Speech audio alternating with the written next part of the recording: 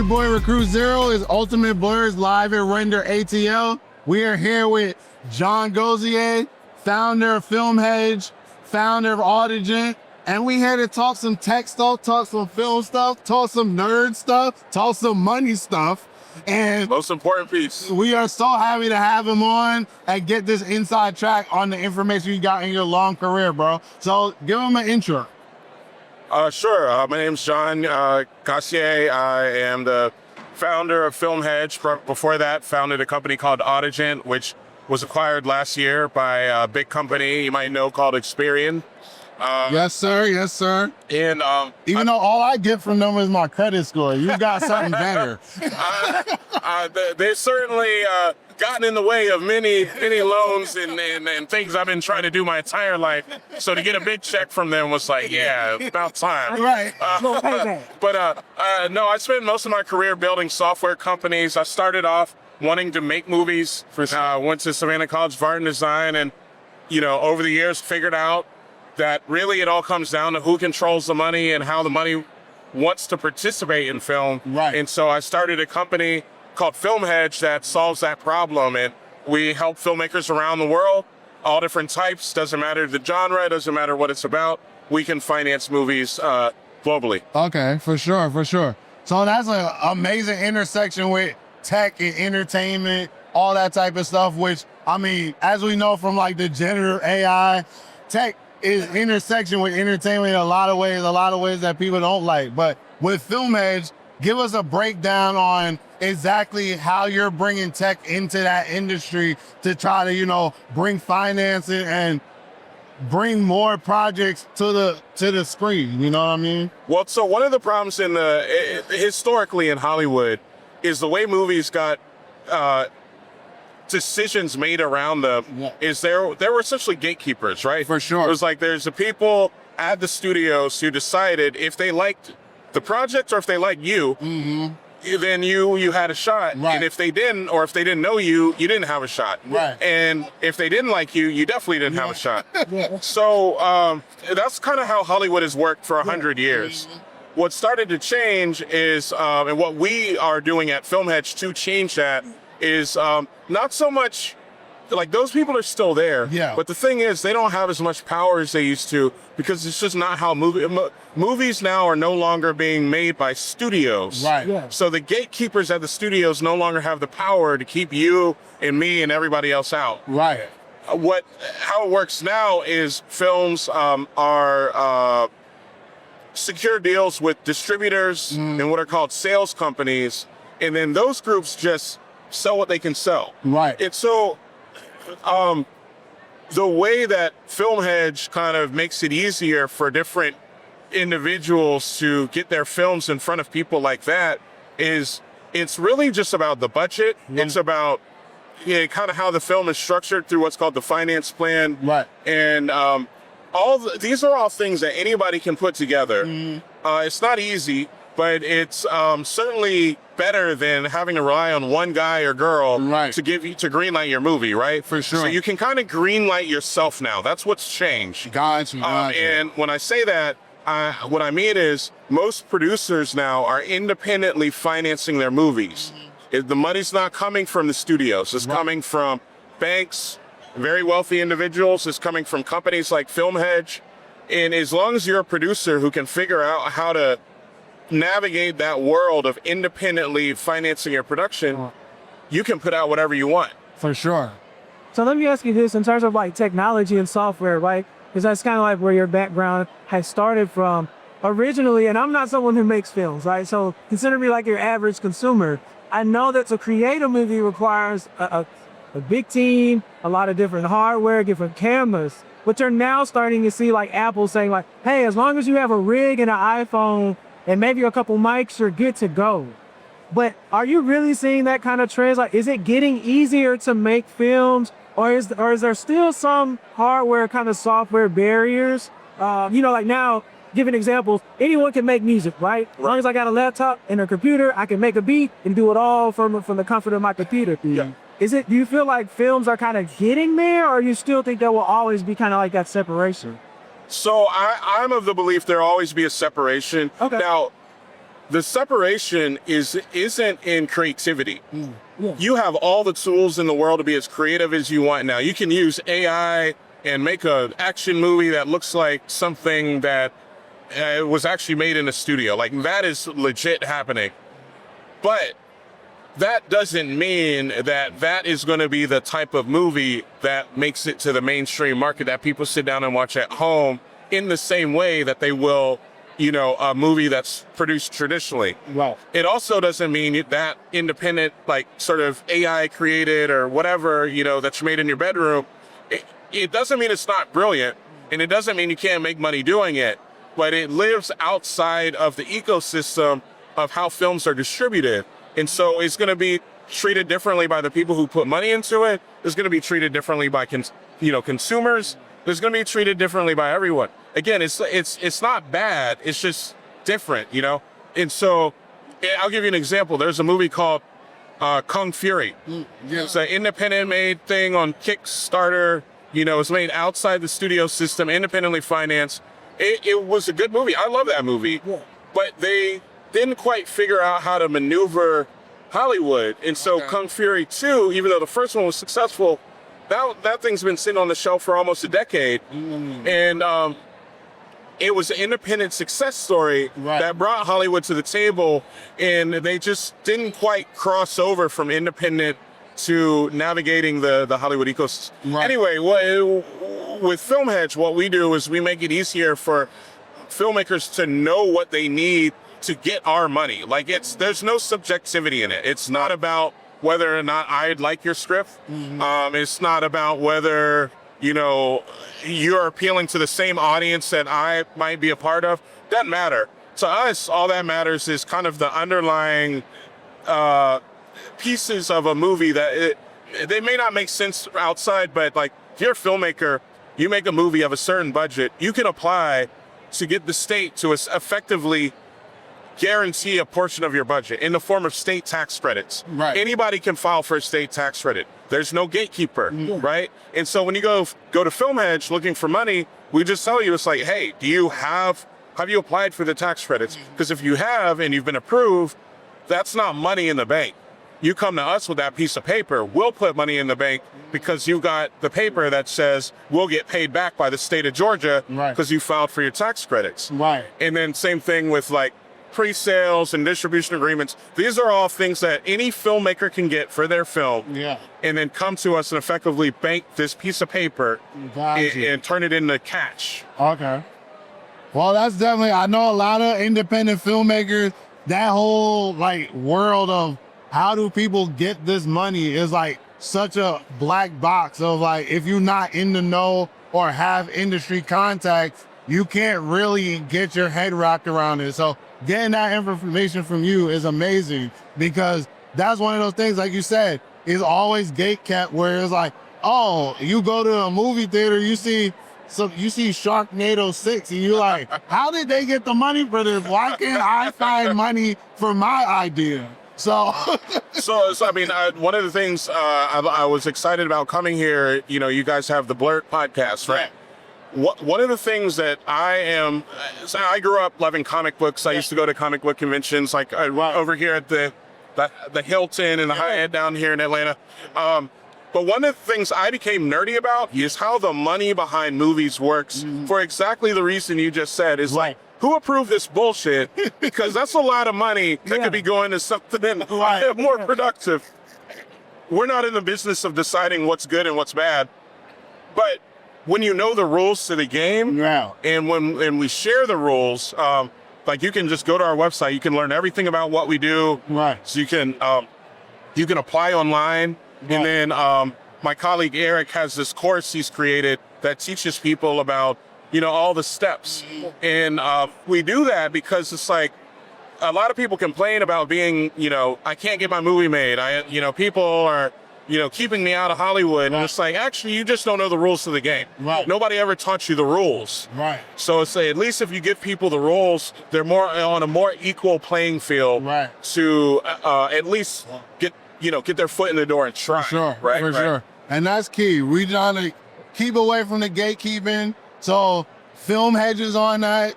Biz of Film is on that. Yeah. Go check all of that because that's the knowledge you need to know to really get that financing going for your films. Because like you said, it's out there. It's been democratized. It's just still finding that information. Yeah. Access to information is everything. Exactly. Yeah, so let me ask you. So I'm familiar with like how VC works, right? When you put the money in, sometimes there's some share of ownership. Sometimes there's a say in like how things are running, or at least like a board seat, right? When it comes to financing film, right? If I'm a film person, I come to FilmHedge. Is there a conversation, or should I be knowledgeable about conversations of like what the return should be, what you're looking for, like in return, what ownership and those types of things? Are those things also important as well? So I'll tell you, it's actually the opposite. Okay, great. So the biggest red flag to me when someone's talking about a movie they want to make is they tell me they know how much money it's going to make. And I'm like, how the hell do you know that? Like, I mean, like you got Disney spending $200 million on a movie that flops. Right. You don't think they wanted to know before they put up $200 million that this is going to be a flop? Yeah. There's no way to know, right? And so what you have to be honest about as a filmmaker is like, look, here's what we do. Here's who we're trying to reach. Here's what we think it's going to do. Like, use that language, which soon as people start saying they know, it's hard. Now, what we do, it's solve problems on the money side. A lot of people think I started FilmHedge to help filmmakers, which I kind of did, but really I helped it. I started it to help the people who want to put money into film not lose money. And there's ways to mitigate risk. There's ways to ensure that the film gets out. And if you can at least do that, there's certain reasonable expectations you can get. It might not be, 10x your money, but at least you know with confidence, like, here's where I put my money in. This thing's going to go out. And maybe it makes money, maybe it doesn't.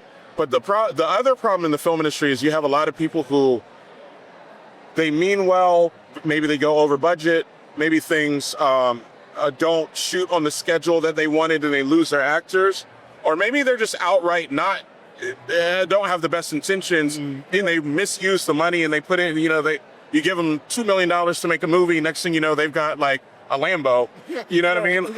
It's like, all of these things happen in Hollywood. And so a lot of incoming filmmakers, they're like, why is it so hard to get money for a movie? Right. It's not always your fault. It's just all the people who have money have been burned by everybody who was there before you. And we started FilmHedge to prevent that from happening. Right. So we're like, let's protect the money people, because if they're happy, they'll keep putting more money into more movies. And that's kind of what we do. Okay.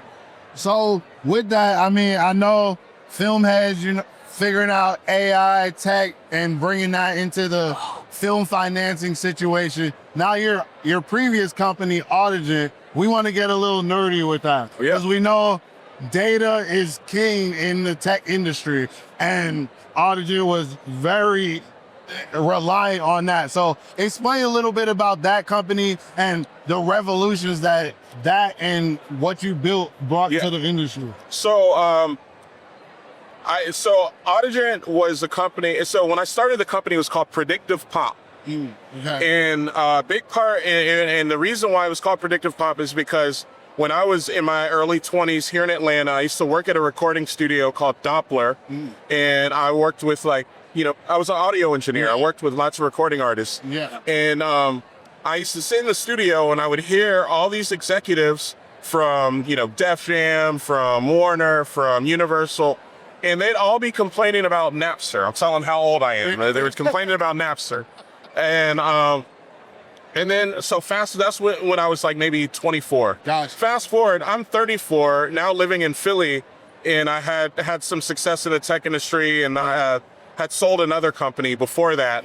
And I was like, what do I want to do next?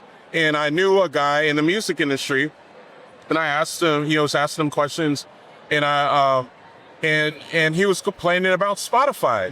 And I was like, wait, it's been 10 years. It's like, why are you guys still complaining about technology companies?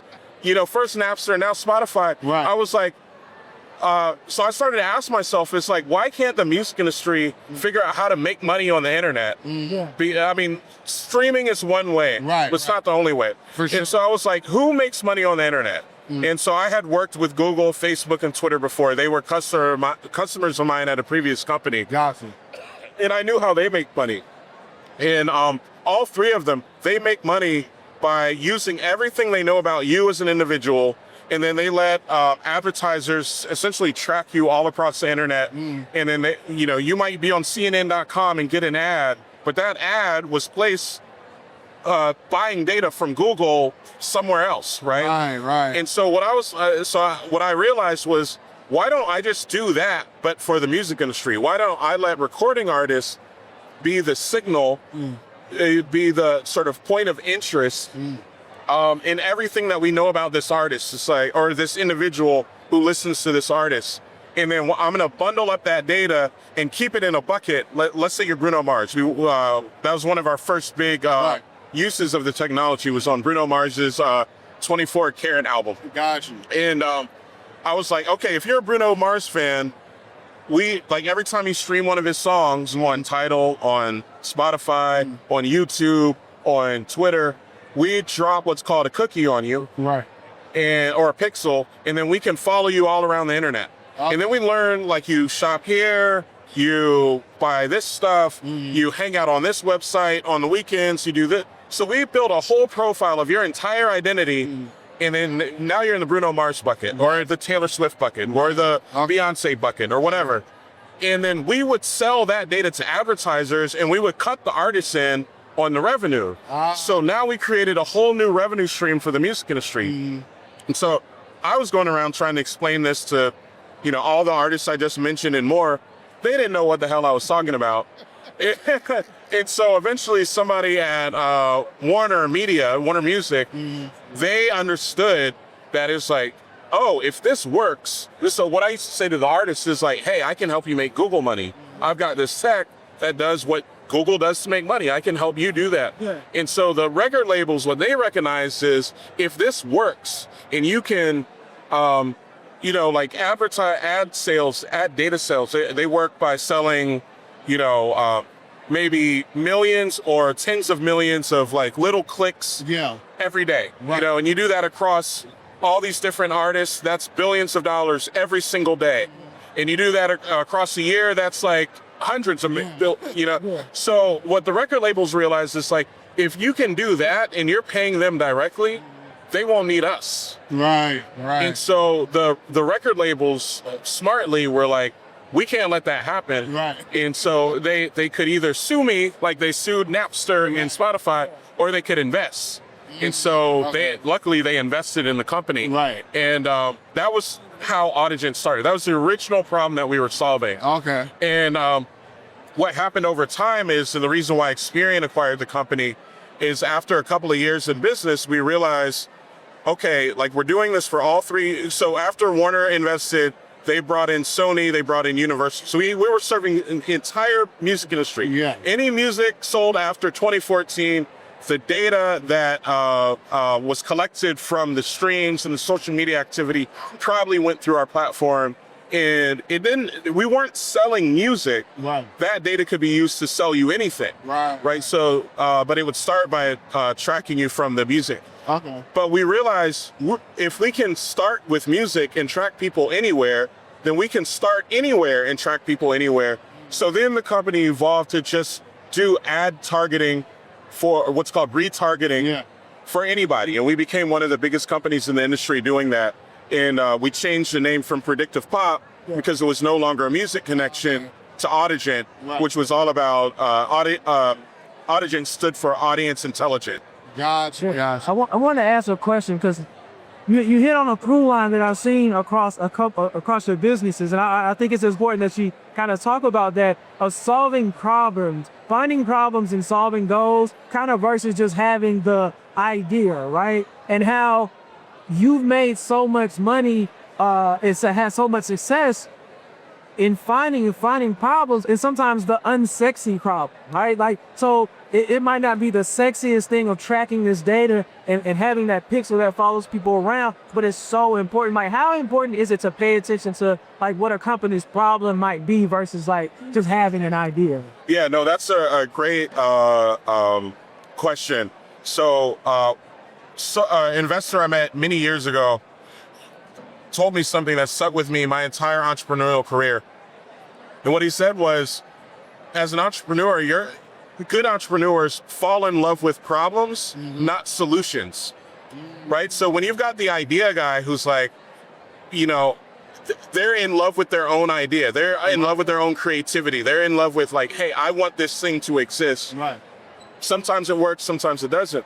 But the things that always work is when you can build a business around like, what is the problem in the world that's preventing, like everything works this way, we want it to work this way. What's all the friction in between that's stopping that from happening? Because it's not just one problem. So if you fall in love with that really problem set, like all the different problems that are in the way, you will keep coming up with new ideas instead of just assuming that your one idea solves all the problems. Right. So like when I started FilmHedge, I didn't know half the stuff that I know about, all the stuff I talked about earlier, like state tax credits, pre-sales, distribution agreements. What I did know was that, the little piece that I had was, well, I don't want to invest in movies. I want to be a lender to movies because that's a way of somewhat controlling the risk. And so the problem that I fell in love with is how to mitigate all the risk investors face putting money into movies. And I just kept figuring that's all the different ways of looking at that same problem. And there's like, maybe you come up with something that looks like a solution, then another guy comes in and he's like, oh yeah, that's cool, but here's my problem. It's like, okay, well, let's figure that out. And if you can do that in an efficient way, without spending too much money and overextending your resources, you can build a highly scalable problem that can solve pretty much anything. So that's how I've gone about everything. When I started Audigent / predictive prop, I didn't know all the stuff that I learned about ad tech. All I knew was the problem was people in the music industry keep bitching about not making money on the internet. And I was like, who makes money on the internet? I'm just going to copy what they do. Right. And that worked. And then I had to figure out all the ways to be able to do that. But, I would say fall in love with problems, not solutions. And never assume that just because you made something that the problem is solved. You kind of always have to feel like, it's like, man, if only I could solve this. Like you want to chase that feeling of always like, there's one more thing I need to figure out. Right. And don't rest easy ever, because that's how competitors are built. Right. Yeah. That makes sense. So as a founder, as somebody with successful exits, how do you feel like being Black in the tech industry either helped or hurt you, especially in this age of, declining, kind of backlash with diversity and inclusion, all of that? How do you feel like the landscape is with that, and what would you want to see to either improve it or continue it, whatever the trend is, things like that? Because a lot of people don't have that experience of having a successful exit. There's plenty of developers, but everybody's not getting out and seeing that success. Yeah, it's a tricky question, because the way I've always viewed it is I don't worry about what I can't do. I just think about what I can do, right? So if you've got people who you feel they don't mess with you, they're not trying to give you a shot, I'm not worried about that.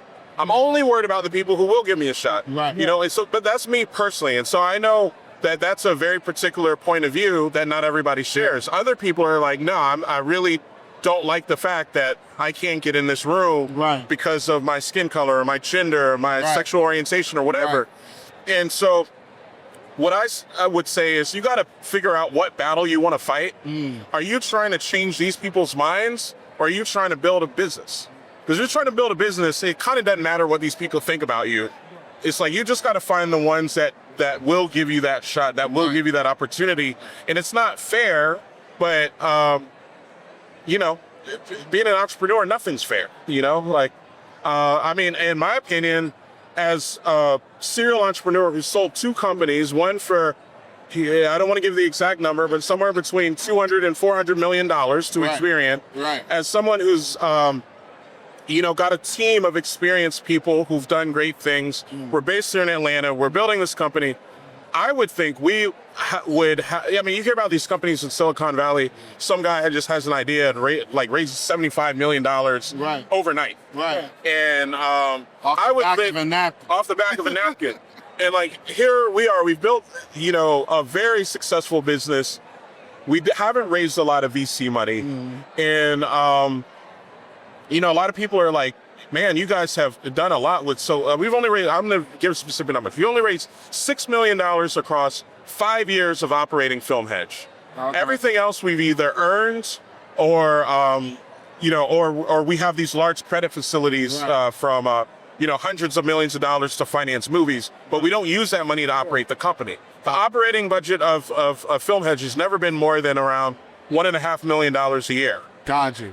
And it's, to me, it's funny because if you're truly in the business of making money by investing in good opportunities, there's a whole lot of people who just are sitting on the sidelines, not participating in what is a clearly scalable, successful business. Right. And I could complain about that, or I could just keep building my successful business. And when it sells, they're all going to look like idiots because they just sat on the sidelines. It's like, your job is to find opportunities like this, and you're sitting on your hands. It's like, I can't do much with it. I can't change that guy's mind. If he's staring at an opportunity and doesn't want to put money into a company, there's not much we can do about that. I just have one last question for you. For investors, right?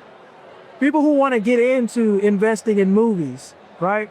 How can they, one, either reach out and work with you? And then, two, what would be your advice for people who are trying to get into that, right? Because you never know who's listening, and there might be people who are like, hey, I like what FilmHedge is doing. I got some money on the side. I want to put it in. I want to, you know, get into this in this game, and I like what you're doing. How do they reach out to you? So, if you're talking about movies specifically, it's really important to know, to decide which part of the movie industry you want to be in. So you got kind of in like mainstream studio movies, there's a different answer. You've got mainstream independent movies, which is most movies now. Most movies are independently financed. That means they're independent movies, and TV shows are mostly independent. That's our market. And then you also have kind of the smaller independent stuff. So TikTok creators and YouTube creators and people who don't have millions of dollars. Again, doesn't mean they aren't making brilliant content. And a lot of them do go on to have really big budgets, but they're still sort of outside the studios. So you got to decide which of those three you're gonna be putting money into, because the answer is different for all. I would say to do what FilmHedge does, you can just reach out to us. We have a program for people who want to, we call them co-lenders. So FilmHedge is not an investor in movies. We lend to movies. We might lend $50 million, but that is a loan secured by someone who's going to pay us back. And it's usually the distributor. So it's not you. It's like, if you're making the movie, most people don't have, even super successful people, you know, famous actors, they don't have the personal money to secure a $50 million loan. So what our loans are secured against is the agreement they have with like a Netflix or an Amazon, or that's why I say anyone can get it, because all it takes is you negotiating with the right group, and then we can lend against their commitment to you as a filmmaker. Anyway, we created a program where people can come in with, like, most people don't have $50 million. Most people don't have $10 million or $1 million. But if you have a couple 100,000, we have a program for those types of lenders. And now we work with a group called Republic that gets everybody else. So maybe you only have $50 or $100 or $1,000. You can go through Republic, who has a partnership with FilmHedge, and then you can invest in movies that way. That's great. Cool. But now there's no excuse. No excuse. No, this gave you all the Also, I would say if the quickest way to build a career in Hollywood is to be on the money side. Right? So I don't care if you want to be an actor. I don't care if you want to be a director, a producer. If you can find a way to do something to get credits in movies before you've actually made a movie, Right. it will only help you. Right. Okay. And the easiest way to do that is to invest. Well, I was just about to ask, like, if you wanted to drop a last nugget, a gem on them, but you did it yourself. So we definitely appreciate all that information. And you definitely had, I mean, this is stuff people don't know. So having you on was amazing. Getting that information from the inside track, we really appreciate that. And we're gonna wrap it up. Ultimate Blerds, we're here with Jon, FilmHedge, Audigent, Biz of Film, all of that. Go check it out. We're gonna have the links in the description, but we'll see you on the next one. Peace. Peace.